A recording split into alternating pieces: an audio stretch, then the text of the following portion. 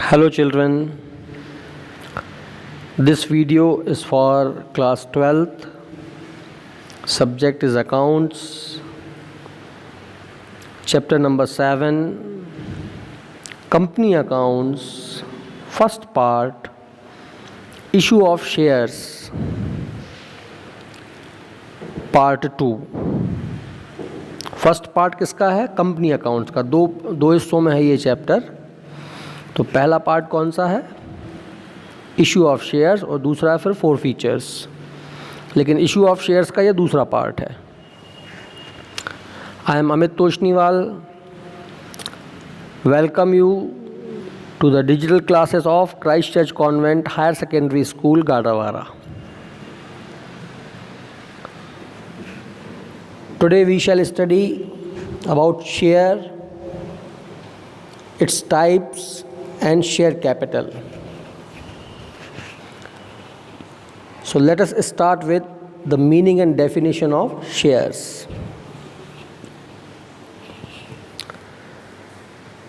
Total capital of a company is divided into units of small units, and those small units only are called shares. So you can define it as the small unit of capital in which company is divided is called a share. Okay? So you are given a definition according to Indian Company Act. A share is the share capital of company and includes stock, except there is a distinction between stock and share. It means stock and shares are two different things, but until and unless there is no distinction between share and stock, so stocks are included in share. Okay? So an example is given. Suppose company's total capital is 5 lakh, which is divided into 5,000 units, and the cost of or the value of each unit is rupees 100. So each unit means the price of share. एक share 100 रुपए का है। Total कितने share हैं? 5,000. तो 5,000 multiply 100, it comes to 5 lakh in a total capital of the company.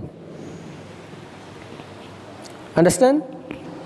So we can use this formula to find out price of each share, or to find out total capital of the company, or to find out total number of shares. If any two of the values are given, so we can find out the third one by using this formula. ठीक है? Now, what is share capital? So capital of a company is divided in shares, is it? And total capital of the company is divided into shares. When a company issues shares and gets the capital for conducting its business, it is called its share capital. So what does it mean? A company may be incorporated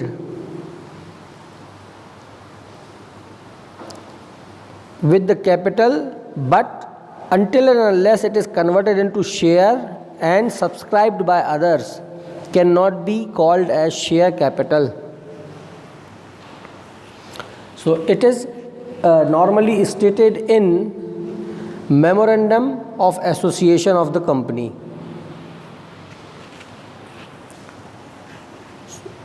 So shares are subscribed by public. So shareholder is the owner of the company. Shareholders are only the owners of the company. And it is not possible to open a separate account for each shareholder. So collectively it is considered as share capital. So share capital account can be opened.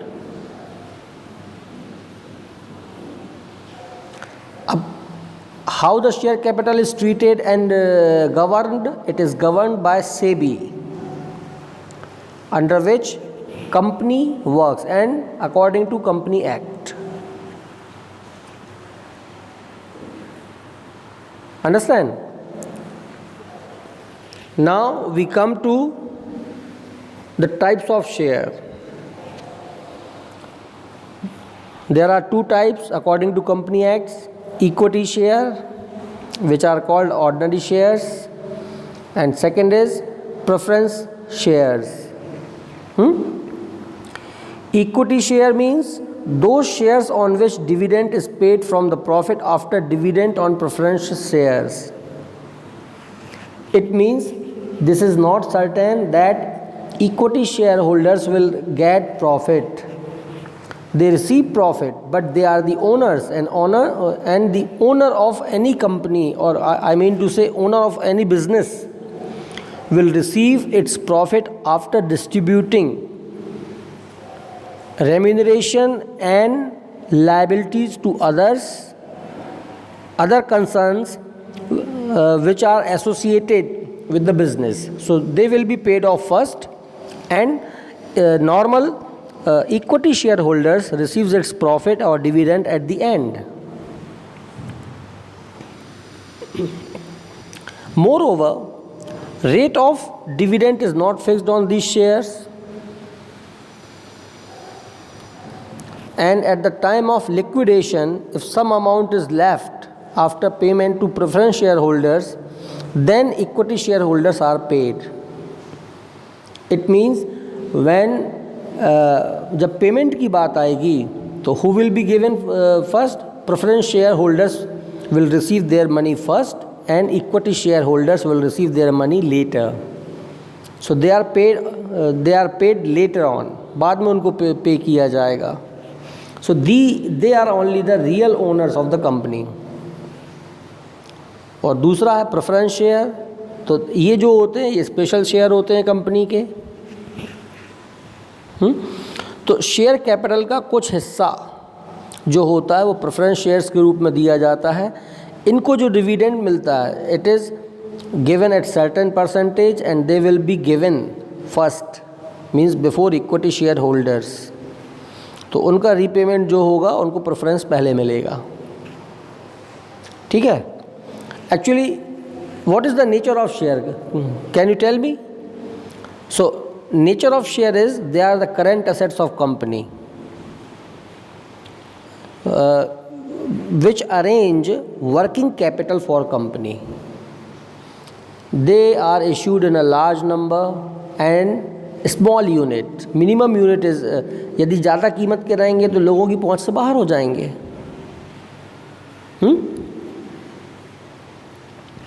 And whatever unit is fixed for each share that cannot be divided further. उसको हम आगे जाके divide नहीं कर सकते. It's not possible. And they are issued in a large number. Also, they can be issued in the form of goods according to Sale of Goods Act. तो उनको जैसे गुड्स को हम खरीद सकते हैं, बेच सकते हैं, वैसे ही शेयर्स को भी हम परचेज कर सकते हैं या सेल कर सकते हैं. अब जैसे गुड्स को हम गिरवी रख सकते हैं वैसे इसको भी हम गिरवी रख सकते हैं. कैन बी गिरवी रखना मतलब mortgage. They can be kept as an mortgage. ठीक है. So this is the nature of share. Actually they are the current assets. They can be in the form of goods. They are issued in a large number. Every share has got its price which is called its minimum unit. They can be mortgaged easily and they are legally controlled as per the Company Act. अब आपने अभी क्या देखा? Equity share और preference shares के बारे में देखा. तो अपन इनको डिफरेंशिएट भी कर सकते हैं. तो सबसे पहला डिफरेंस क्या होगा, इक्विटी शेयर्स होल्डर्स को जो रेट ऑफ डिविडेंड है ये फिक्स नहीं होता, जबकि प्रेफरेंस शेयर वालों को रेट ऑफ डिविडेंड फिक्स होता है। फिर इक्विटी शेयर वालों का जो पेमेंट है डिविडेंड का वो सर्टेन नहीं है, मिलेगा कि नहीं, क्योंकि they are the real owners. But preference shares वालों को पक्का मिलेगा, मतलब इट इज़ मोर सर्टेन, है ना। इक्विटी शेयर होल्डर्स कब अपना रिटर्न कर सकते हैं, जब अदर्स लोगों को पेड ऑफ हो चुका हो, और प्रेफरेंस वाले को प्रायोरिटी, उनको प्रायोरिटी मिलेगी हमेशा।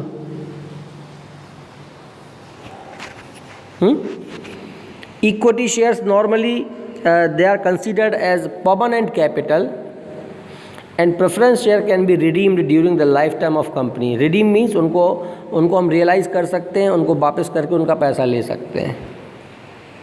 सबसे बड़ी बात, equity share holders have got voting rights in election.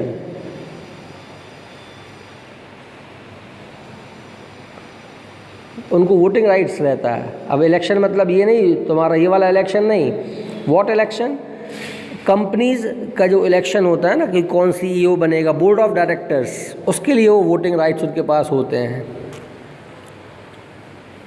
But preference shares वालों को वोटिंग राइट्स नहीं होता, वो उनको केवल वोटिंग राइट का अधिकार होता है जो मैटर केवल उनसे रिलेटेड है, केवल उन्हीं पर बस।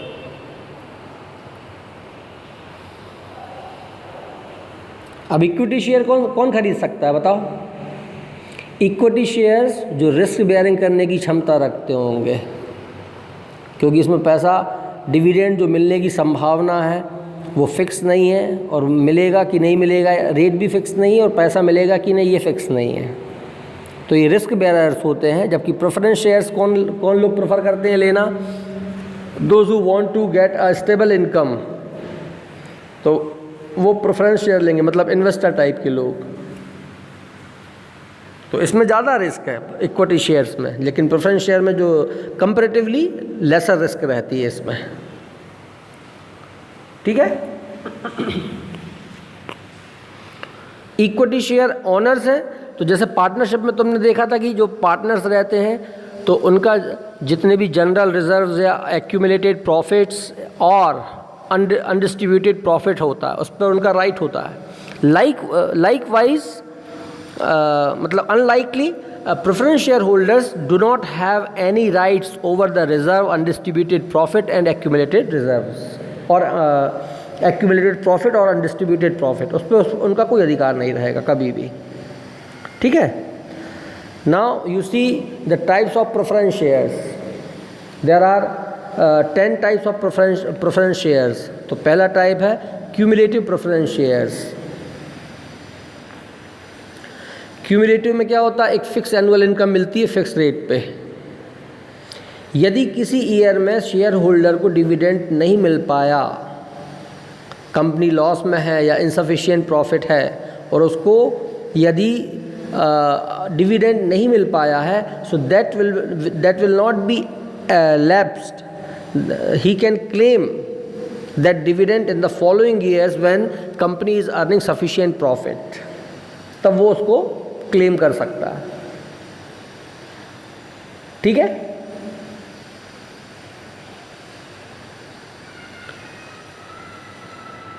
सेकेंड है नॉन क्यूमुलेटिव प्रेफरेंस शेयर्स। तो ये वो होते हैं जिनको केवल उसी साल के प्रॉफिट से अपना डिविडेंड लेने का अधिकार होता है। इसका मतलब यदि किसी साल में कंपनी लॉस में है या अनसफिशिएंट प्रॉफिट है और उनको डिविडेंड पेड नहीं है, तो they cannot claim the unpaid dividend in the subsequent years. उसी साल तक उनका रहता है बस, ये रहते हैं नॉन क्यूमुलेटिव, मतलब उस साल का यदि नहीं मिल पाया so that will be lapsed, वो डूब जाएगा, नेक्स्ट ईयर नहीं मिलेगा, नेक्स्ट ईयर का नेक्स्ट ईयर। ये क्यूमुलेटिव नहीं होता, मतलब कि ऐड नहीं होता जाता। तीसरा टाइप है इसमें कन्वर्टेबल प्रेफरेंस शेयर्स, है ना। कन्वर्ट करना मतलब उनको प्रेफरेंस शेयर को इक्विटी शेयर में कन्वर्ट करने का अधिकार मिल जाता है किसी एक सर्टेन पीरियड के बाद। कुछ खास कंडीशंस में, तो वो कन्वर्टेबल है। और नॉन कन्वर्टेबल जिनको हम इक्विटी शेयर में कन्वर्ट नहीं कर सकते, कभी भी नहीं कर सकते, they will remain as preference shares all the time, lifetime के लिए वो प्रेफरेंस शेयर्स ही रहेंगे। They cannot be converted into equity shares. ठीक है। रिडीमेबल का मीनिंग होता है जिनको हम कैश के फॉर्म में, मतलब कंपनी को वापस करके कैश के फॉर्म में ले सकते हैं after a certain period of time during the life time of company, जिनका पैसा वापस मिल जाता है। और नॉन रिडीमेबल ऐसे शेयर्स जो कंपनी की लाइफ टाइम में वो रिडीम नहीं किए जा सकते, वो नॉन रिडीमेबल प्रेफरेंस शेयर्स कहलाएंगे। ठीक है। Then we come to the 7th point, participating preference shares. The holders of these shares participate in the surplus profit of a company. As preference shareholders are first paid in a fixed rate of dividend and then a reasonable rate of dividend is paid on equity shares. If some profit remain after paying both these dividends, then participating preference shareholders are again given dividend from the surplus profit. यानी कि preference shares को देने के बाद और equity share holders को देने के बाद यदि बचता है और तो इनको और मिलता है। पहले तो मिल चुका होता है ऑलरेडी। वो क्यों मिल चुका होता है? क्योंकि ये जो शेयर होल्डर्स होते हैं ये पार्टिसिपेट किस में करते हैं? Surplus profit of the company. Company का जो सरप्लस प्रॉफिट रहता है वो उनको पहले मिल जाता है, फिर जो बचा हुआ प्रॉफिट रहता है उसमें से पहले प्रेफरेंस शेयर होल्डर्स को मिलता है, उसके बाद इक्विटी शेयर होल्डर्स को मिलता है, और फिर और भी बच गया यदि, so that residual profit is again paid to the participating preference share holders. और नॉन पार्टिसिपेटिंग मीन्स ऐसे शेयर होल्डर्स जिनको केवल एक फिक्स रेट से डिविडेंड पेड होता है, उसके बाद से नहीं, सरप्लस में से। तो ये एडिशनल सरप्लस में भागीदार नहीं बन सकते कंपनी के। 9th वाला है गारंटीड प्रेफरेंस शेयर्स। तो गारंटीड वाला भी जिस पे गारंटी होती है कि कंपनी को प्रॉफिट हो, लॉस हो, किसी भी तरीके से हो, या उसका रेट ऑफ डिविडेंड नीचे भी चला जाए यदि, तो उनको उतना तो मिलेगा जिस रेट पर उन्होंने मतलब कंपनी से जब शेयर खरीदे थे और कंपनी ने उस सर्टिफिकेट पर, शेयर पर उनको लिख कर दिया था कि you will be paid guaranteed this much percentage of dividend, so that will be paid. तो ये गारंटीड हो जाता है। जैसे बैंक रेट रहते हैं ना, आपने एफडी आज करवाई और एफडी का रेट आज मान लो 9% है, 3 साल के बाद रेट हो गया 7% बैंक में एफडी का, कि 7% से इंटरेस्ट मिलेगा। लेकिन जिसने 9% में करवाई थी उसको 9% से ही मिलेगा, उसका 7% से नहीं लगेगा अब। ठीक है। तो वो गारंटीड है। और नॉन गारंटीड जिसमें कोई गारंटी नहीं है, रेट बदलता जाएगा, तो जिस रेट का रहेगा उस रेट से उनको डिविडेंड मिलता है। ठीक है। But in India only redeemable preference shares can be issued, not others. So this is our company act, so remember this. तो यहाँ पर कंपनीज जो है इंडिया में वो कौन से प्रेफरेंस शेयर इशू कर सकती हैं? केवल रिडीमेबल प्रेफरेंस शेयर्स इशू कर सकती हैं, उसके अलावा कोई और दूसरे नहीं कर पाएंगी। ठीक है। Now this is the most important topic which you are seeing on your screen, capital structure of company. ये समझना बहुत ज़रूरी है क्योंकि इसके बिना आप न्यूमेरिकल्स नहीं कर पाएंगे। जो न्यूमेरिकल्स होते हैं वो आप नहीं कर सकते इसके बिना। तो आपको पता होना चाहिए capital structure of a company. तो सबसे पहली कैपिटल होती है, अपन सबसे पहले बात करें कि normally the capital of company is divided into shares and debentures. So अब इसमें कौन कौन सी टर्मिनोलॉजी यूज़ होती हैं? सबसे पहली है अथराइज्ड कैपिटल। अथराइज्ड कैपिटल जो होती है वो कंपनी के कैपिटल क्लॉज में लिखी रहती है, मेमोरेंडम ऑफ एसोसिएशन में है। ऑथराइज्ड कैपिटल मतलब कोई भी कंपनी इतने रुपए से ज़्यादा के शेयर्स इशू नहीं कर सकेगी कभी भी। इसका मतलब कंपनी का रजिस्ट्रेशन होता है उतने रुपए से, उतने रुपए की कैपिटल से, इसलिए इसको हम रजिस्टर्ड कैपिटल या नॉमिनल कैपिटल कह सकते हैं। ठीक। दूसरा होता है इश्यूड कैपिटल। इश्यूड कैपिटल मतलब the portion of authorised capital which is offered to public to subscribe, it is called issued. मतलब मान लो कंपनी रजिस्टर्ड हुई 10 लाख रुपए की कैपिटल से, लेकिन उसने मार्केट में शेयर इशू किए 2 लाख के, तो 2 लाख रुपए कहलाएगी उसकी इश्यूड कैपिटल। अब सब्सक्राइब्ड 2 लाख के इशू तो कर दिए, लेकिन सब्सक्राइब भी तो होना चाहिए ना, पब्लिक उसके लिए एप्लीकेशन भी तो देना चाहिए। तो पब्लिक ने जितनी कैपिटल के लिए, जितने शेयर्स के लिए अप्लाई कर दिया है, सब्सक्राइब कर लिया है, वो कहलाएगी सब्सक्राइब्ड कैपिटल। तो समझो 2 लाख रुपए के इशू हुए, मार्केट में केवल 1.5 लाख रुपए की एप्लीकेशन ही आई कि हमें ख़रीदना है शेयर, तो 1,50,000 जो रहेगी वो सब्सक्राइब्ड कैपिटल कहलाएगी। Then is called up capital. ज़रूरी नहीं है कि कंपनी पूरे जो 1.5 लाख रुपए सब्सक्रिप्शन आया है वो 1.5 लाख रुपए एट ए टाइम लमसम बुलवा ले। हो सकता है वो कह देगी कि नहीं, मान लो एक शेयर की कीमत 10 रुपये है, तो कंपनी कह देगी अभी हमको 4 रुपये की ज़रूरत है, तो सब्सक्रिप्शन हुआ 10 रुपये के लिए मान लो एक शेयर का, और कंपनी केवल 4 रुपये ही बुला रही है, तो जितने रुपए कंपनी कॉल कर रही है, मतलब company is asking to make the payments from shareholder, so that money which is called by company is called up capital. Uncalled capital जो नहीं बुलवाई वो अनकॉल्ड है, सिंपल। मतलब सब्सक्राइब्ड कैपिटल में से कॉल्ड अप कैपिटल माइनस कर दो, uncalled capital कहलाएगी। पेड अप जो एक्चुअली शेयर होल्डर ने पे कर दिया है कंपनी को। 10 रुपये का एक शेयर था, कंपनी ने 4 रुपये बुलाए हर एक शेयर होल्डर से, लेकिन कुछ शेयर होल्डर्स ने पैसा नहीं दिया, वो केवल 3 रुपये देकर ही रुक गए, 1 रुपये वो नहीं दे पाए। तो 3 रुपये तक यदि दिया है तो पेड अप है। जितना एक्चुअली पे कर दिया है सब्सक्राइबर ने वो पेड अप कैपिटल। और रिजर्व कैपिटल,